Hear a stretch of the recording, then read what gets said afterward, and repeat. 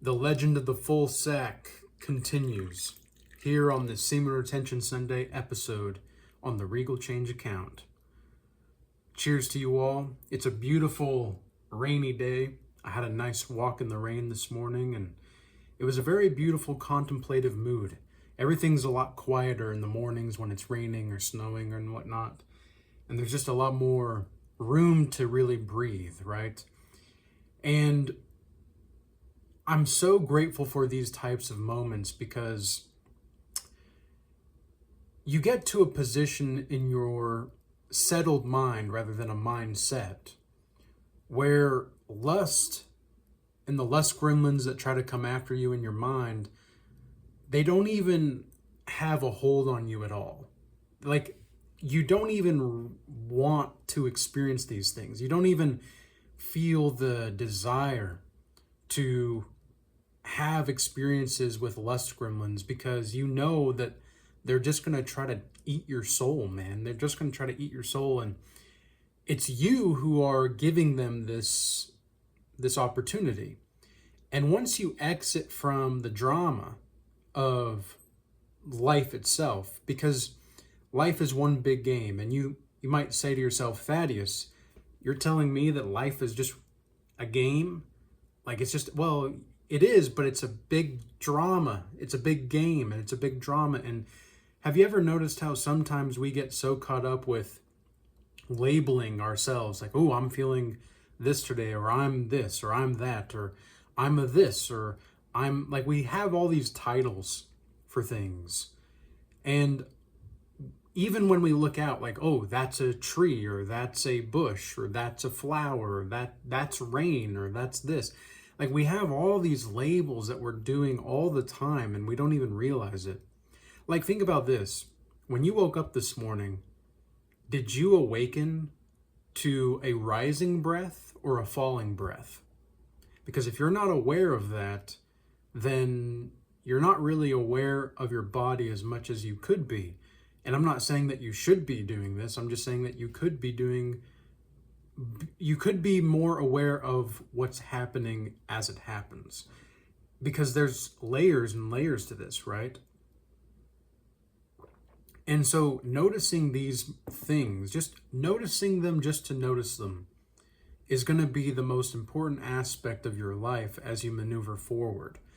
When you get to a point where, yeah, the lust is still there, but it's not really as much of a hold on you. Like what I've seen, like we're doing the Regal Retention study right now, and we're over halfway into it. It's a 30-day Regal Retention case study, and we're analyzing people's behaviors and psychological responses depending on what day they're on, as well as how long they've already been on, and their creative faculties, etc., how confident they are in social situations, what are they doing, how are they doing it.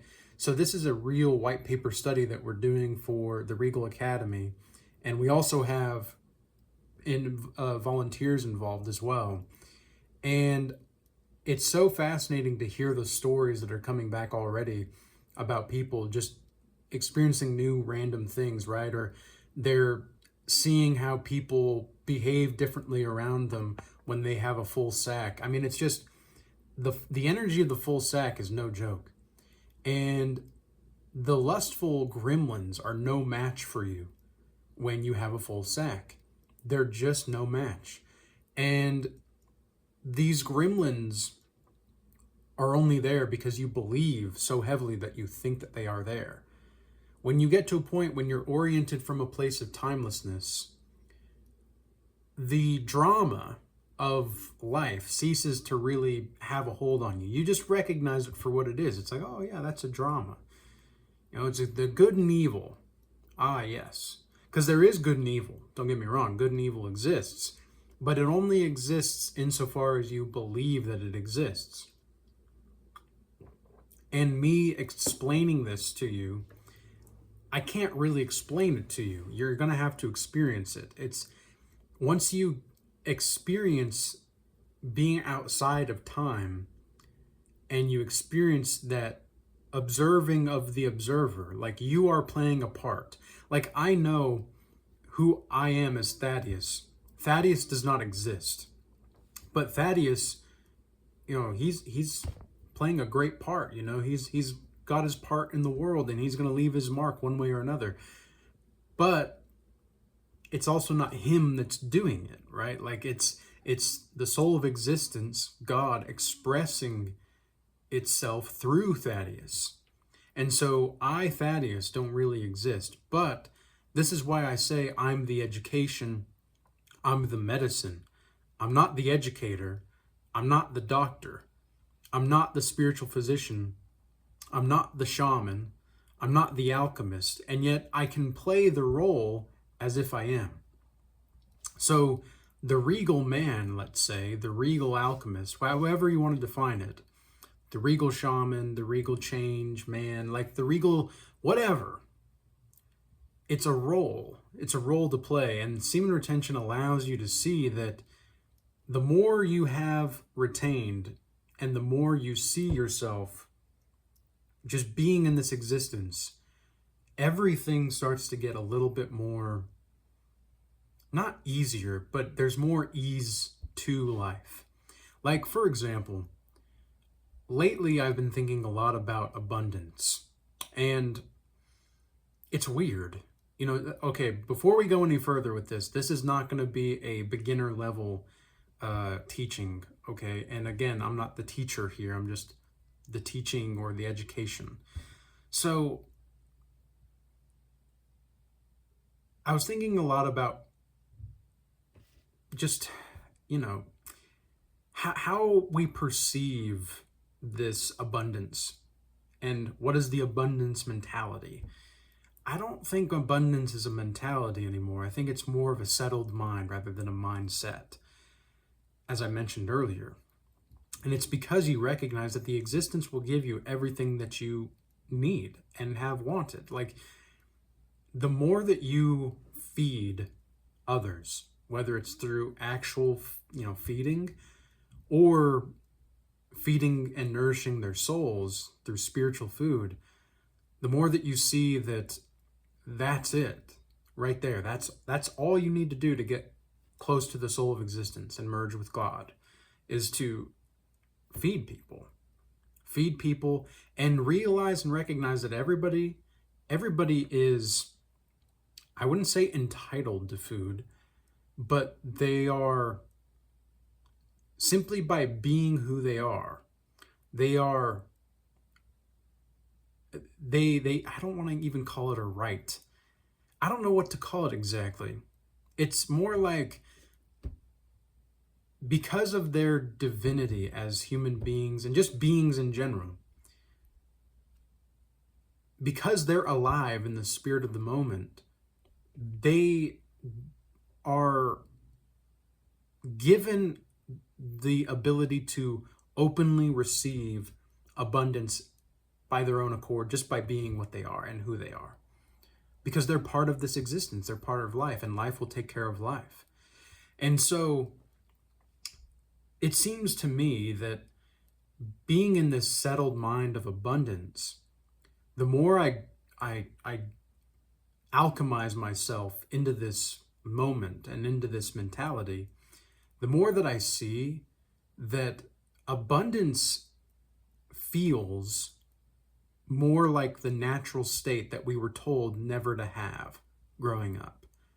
And a lot of it is because we're bombarded by, ads of lustful gremlins, or we're bombarded by temptations everywhere, or like most of the time, women, for example, they don't do what they do because they want you. They do what they do because of the way it makes them feel to have you around. And I'm not saying that that's wrong. I'm not saying that it's right. I'm just saying that that's the way that it is. And everybody does this, but women especially do this more so than anybody else. And the lustful gremlin spirit, you might say, that possesses women sometimes, like these Jezebels. Now, Jezebels can be in men per se, sure, but it depends on how you define Jezebel. I simply think about it as like a covert narcissist that seeks to emasculate man, and it's like the spirit of a covert narcissist that seeks to emasculate masculinity. So that's what that spirit does as a function. Okay, I'm not saying that that's just what it is. And I think it's more important to just look at the events following these types of lust gremlin activities more so than anything else. But again, they're no match for the godly bad boy with the full sack. I mean, it's not even a contest once you get to a certain point, because you stepped out of time so much that you don't need to even believe in the drama. You don't even need to believe, like, yeah, good and evil exists on planes of consciousness, but you don't need to be there if you don't have to be. You know, it's like optional. And this is where you kind of have the pull to God and the soul of existence, and you kind of have the pull to that which is earthly and you know, in the form, you might say, of time. Because I, speaking to you right now, am a form of timelessness in time. And you're a form of timelessness in time watching this and soaking in the spiritual nutrients. However, we don't often recognize that that's actually what's going on until it gets to a certain point. So the conundrum that we then face is, well, how do we know if we're being pulled to the soul of existence or we're being pulled to earthliness? Because if I'm being too much pulled to the soul of existence, I'm going to come across as if I don't care about the suffering of other people here on the earth domain and the earth realm. I call earth a realm. I don't think it's a planet. I don't think it's a flat earth. It doesn't matter.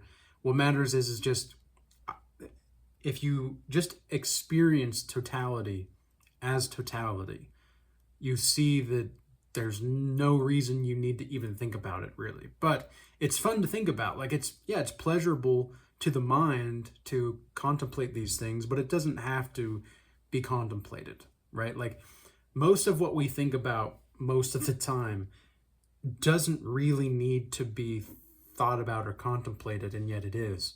So this is why I talk so much about ignoring reality and focusing on the of course frequency. The of course frequency is something along the lines of, like, well, of course I'm worthy. Of course lust doesn't have a hold on me. Of course the lust gremlins aren't going to get to me.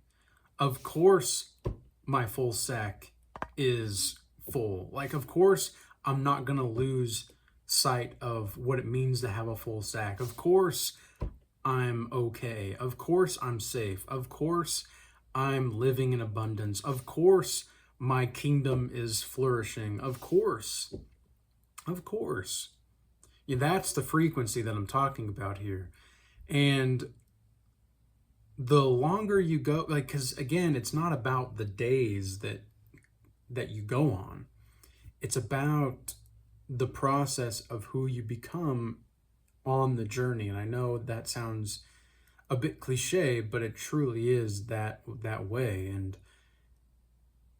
the journey in of itself, I mean, look, if you think about money, for example, money in truth, when it comes to these types of things, because I used to think that to have money meant you held some kind of truth. Like, to have money meant you had some kind of form of value, right? And now, with my full sack, and having such a full sack for so long, like, yes, money is, it's a form of energy in the world. Like, it's just a form of energy.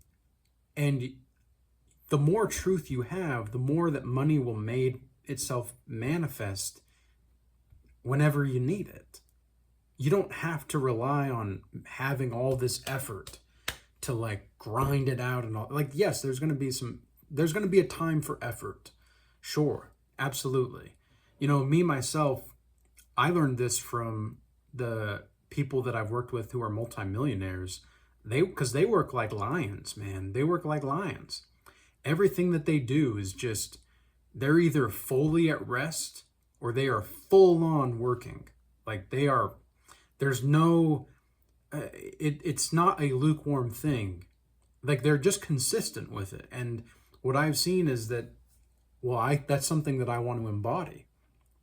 Like I want to embody that type of way of life, because to me it seems like that type of embodiment of activity does really well for the self-reflection part.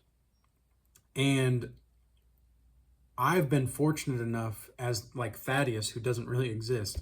Like I've been fortunate enough as Thaddeus to see and observe that I don't have to go through that to have self-awareness.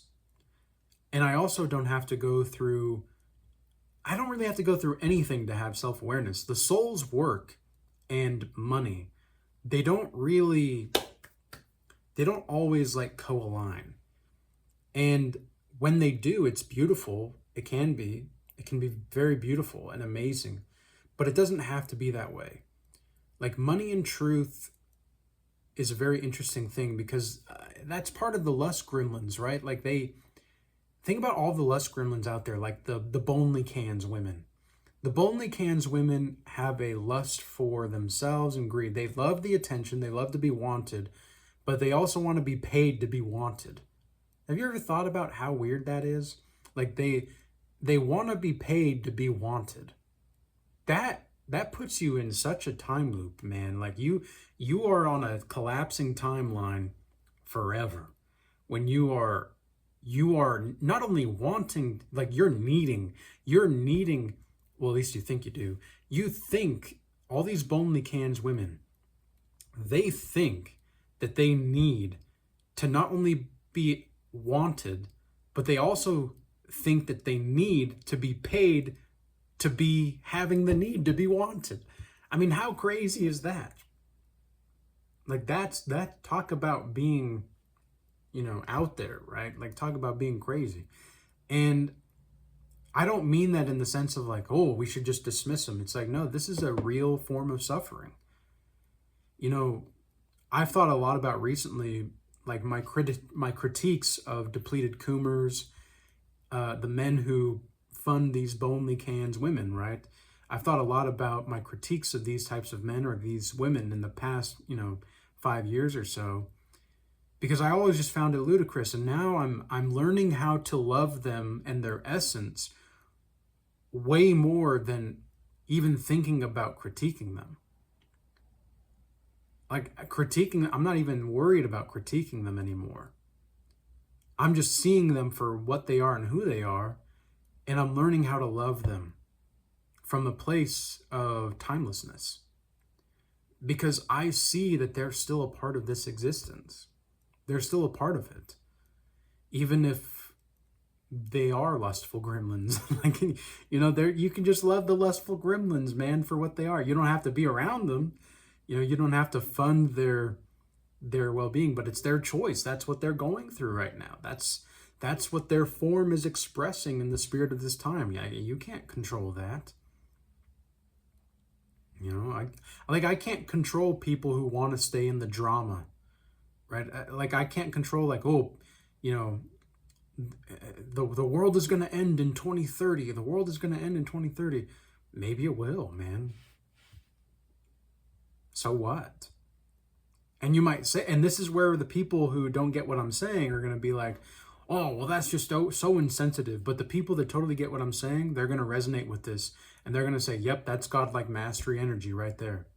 That's godlike mastery right there. Yep, because it is.